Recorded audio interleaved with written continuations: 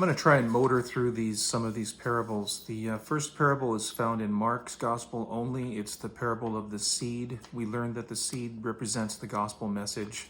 What that parable means is that the gospel message is not dependent upon the sower, but takes on a life of its own. It springs to life on its own in the heart of the believer, and the Holy Spirit does his work of regeneration, causing changes in the lives of believers. This is followed by the parable of the tares. Now, the tares are what this parable taught and teaches is that there's going to be counterfeit sowing side by side with the true sowing of the gospel. The tares they appear to be wheat, but they're not wheat, and they're not distinguishable until the harvest. So there's going to be side by side growth of both Christians and pseudo-Christians that appear to be Christians, but at the end of the mystery kingdom age, God will harvest the fruit, and the tares will be separated and will be excluded from the messianic kingdom, while the wheat will enter into it. This is followed by the parable of the mustard seed.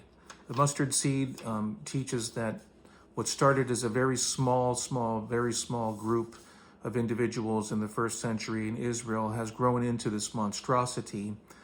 The mustard tree grows into a large tree, and the birds of the heavens that are nesting in the tree represent satanic or demonic agents who have corrupted the gospel to some degree. And that is our picture of Christendom that we're living in now.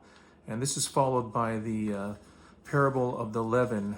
A woman creates 3 measures of meal and introduces leaven into it. When the Bible uses a woman symbolically, she always represents a religious entity, either good or bad.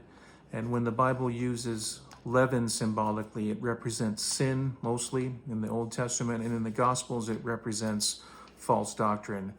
And these 3 measures of meal during the mystery kingdom have become what we know today as Roman Catholicism, Orthodoxy, and the Protestant Church. And each 3 of these divisions have a certain degree of false doctrine within them.